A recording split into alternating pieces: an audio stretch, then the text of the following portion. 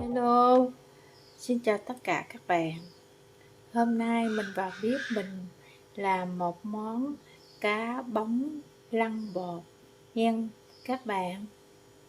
Và bước đầu tiên mình có chuẩn bị là nửa ký cá bóng nha các bạn.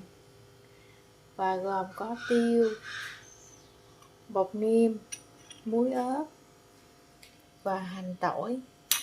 Mình ớt nha các bạn.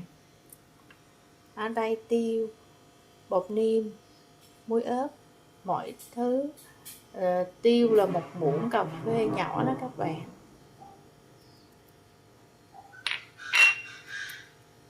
Bột nêm với muối là một muỗng nha các bạn. Nửa ký cá bóng.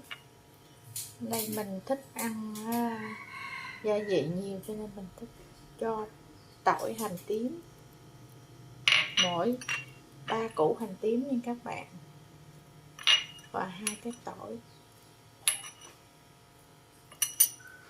Đây mình đã chuẩn bị một cái tô, đây là tô bột chiên giòn các bạn. Tô bột này khoảng 100g. Mình đổ cá bóng vào. Trước khi đổ cá bóng vào mình sẽ trộn đều cá bóng nha các bạn.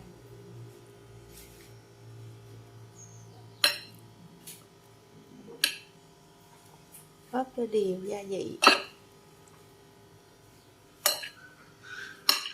Cá bóng này mình mua ở chợ, mình về mình sơ chế. Đáng lẽ mình cho các bạn coi cái công đoạn sơ rửa của mình, nhưng hôm nay mình muốn cho nhanh, clip cho nhanh cho nên mình chia sẻ với các bạn thôi. Cá bóng mình về là mình nặng ruột, tại vì tánh mình thì hơi kỹ thì mình thấy đen đen, mình sợ ruột trong đó nó hôi, cho nên mình nặng hết ruột. Biết rằng cá bóng ruột rất là ít nhưng mình cũng nặng những cái đen đen, mình nặng bỏ. Sau đó mình rửa, mình cho một miếng muối vào, rồi mình nặn một trái chanh vào, mình rửa cho sạch cho hết nước đục. Lúc này mình để vô rổ, mình cho ráo, rồi mình mới đem vào mình chế biến làm thức ăn nha mọi người. Đây mình đã trộn xong cái hộp, trộn xong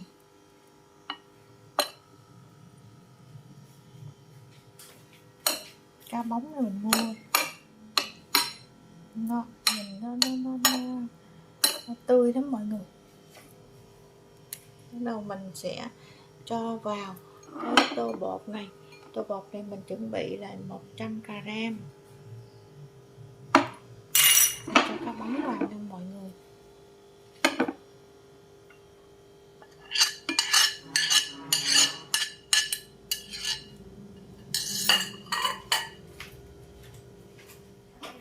Không có cái nắp cho nên mình lấy cái dĩa mình sẽ xóc đều cho thấm bột, cho cá bóng là thấm bột đều nha mọi người.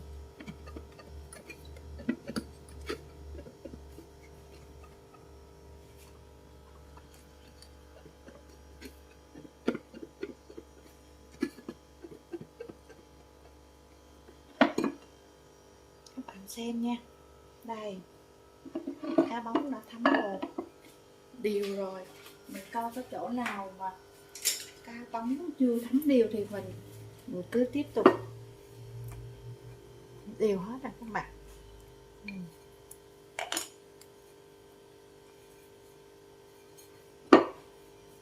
Thấm đều. Con mình thích ăn cái món cá lăn bột, tôm lăn bột, cho nên bữa nay mình tranh thủ thời gian mình làm cho con mình ăn, cho chồng mình ăn.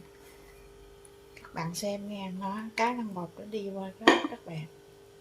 Bây giờ mình chuẩn bị một cái chảo nha.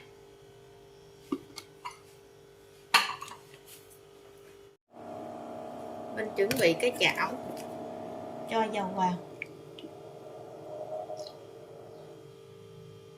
cái chảo mình đã để cho nóng rồi nha mọi người, giờ mình chỉ bắt lửa lên thôi.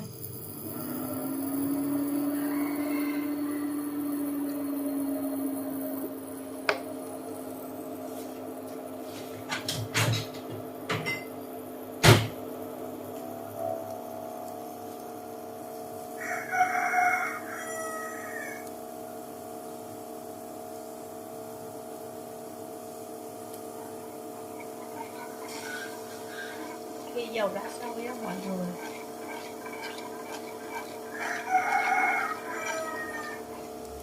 các bạn cho một muỗng bột bóc vào. Để chi các bạn biết không, để cho mình chiên nó không có văng lên nha, các bạn cho bột bóc vào.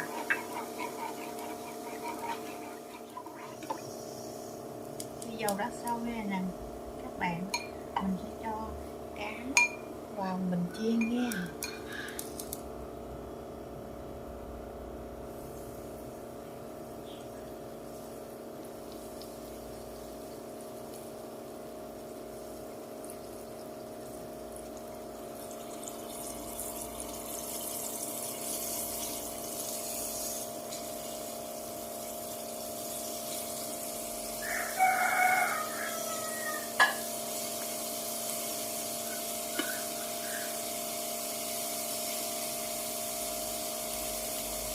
Cho lửa vừa phải nha các bạn.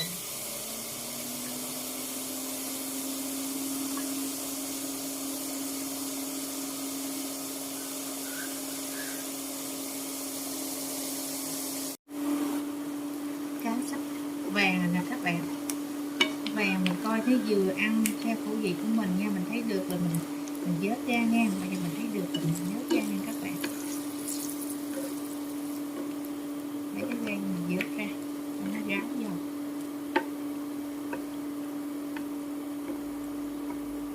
Trước khi mình vớt ra thì mình hạ lửa nha các bạn.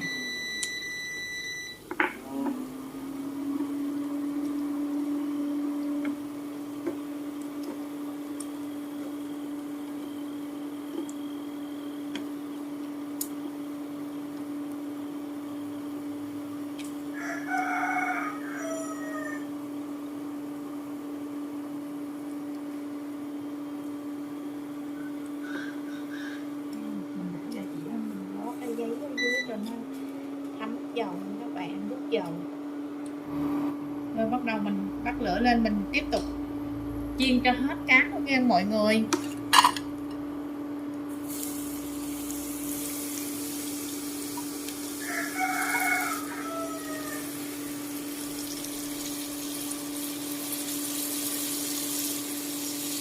Bớt lửa của mình.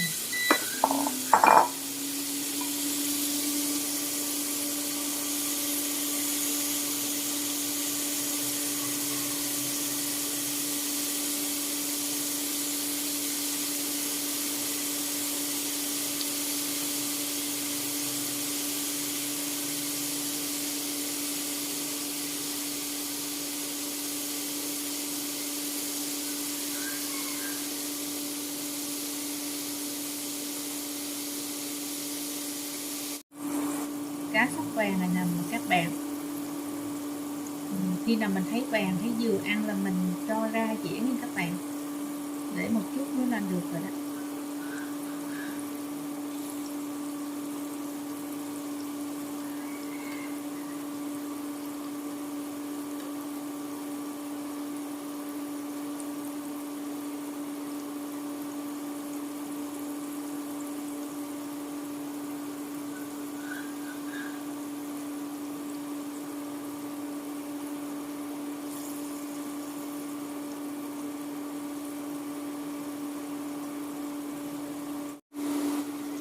Cá sắp vàng là được rồi đó các bạn.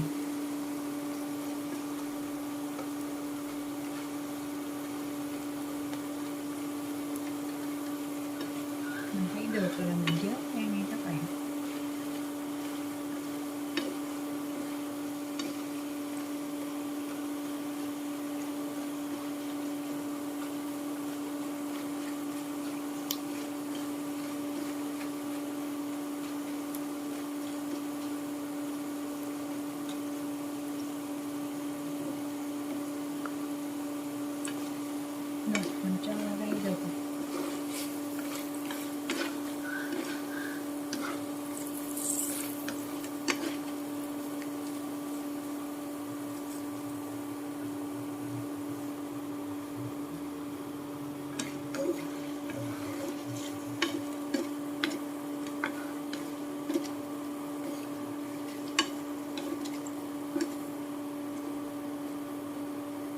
Mình chiên mình để bột bắp vô trước khi mình chiên đó các bạn, là dầu không bao giờ văng lên mình, cho nên nó trước các bạn chiên cái gì bất cứ là phải cho một miếng bột bắp vào là các bạn an tâm nha, chiên khỏi sợ văng lên mặt nhé.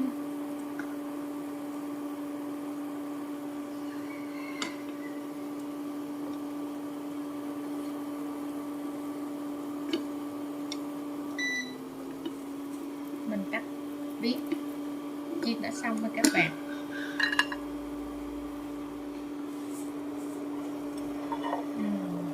Một dĩa dung luôn. Bây giờ mình hướng dẫn các bạn làm nước mắm chua ngọt để ăn với cá bóng lăn bọt nha mọi người. Bây giờ mình chuẩn bị chanh. Nguyên liệu của mình chuẩn bị chanh, đường, tỏi, ớt, nước mắm. Mình chuẩn bị một trái chanh nha mọi người. Mình cắt nằm cho vô rây, lượt lấy hột ra. Tại chanh này chanh có hạt đó mọi người.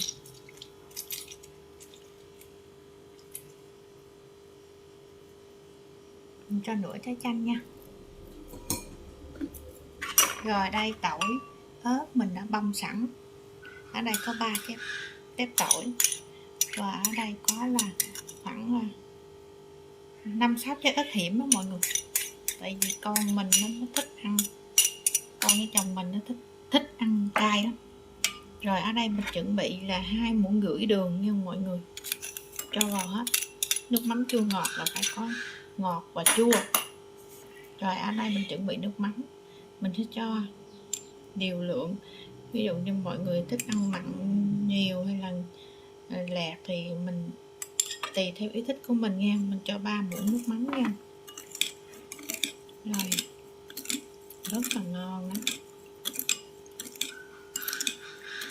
Ở đây mình làm nước mắm chua ngọt, mình sẽ cuốn với bánh tráng, thì mình ở đây phải làm cho nó hơi lẹt và có vị chua, vị ngọt nha mọi người, và vị cay rất là ngon. Ở đây nước mình đã nấu sẵn rồi, mình sẽ cho vào 2 muỗng nước ấm nha mọi người.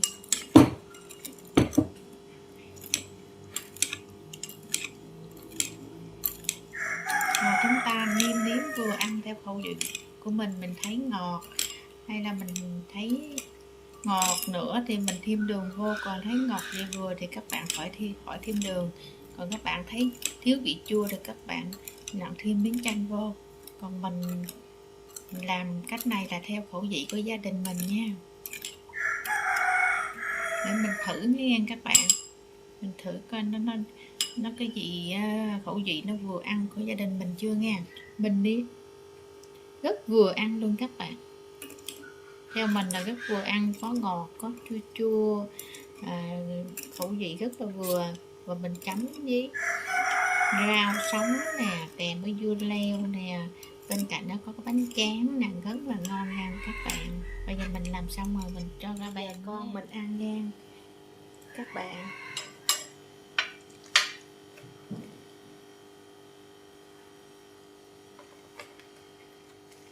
Cá bóng chiên giòn này mình ăn cuốn bánh tráng với rau sống, tùy theo các loại rau các bạn thích.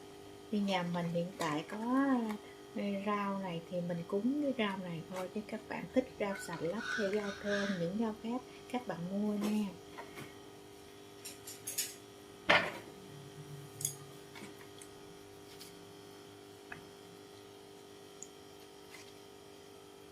Còn mình đang gói các bạn, đang gói cá bóng với bánh tráng, rau sống chấm với nước mắm chua ngọt.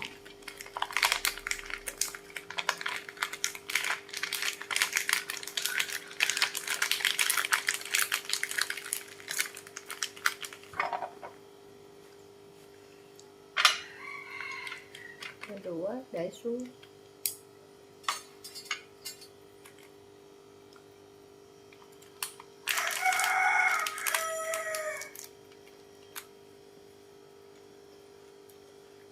Ngon không con? Ngon. Ngon không? Ngon. Ngon hả? Thích không? À, Con mình ăn đó các bạn. Đây là bữa cơm trưa mình làm cho con mình ăn. Các bạn ơi, hôm nay video của mình đến đây xin tạm dừng.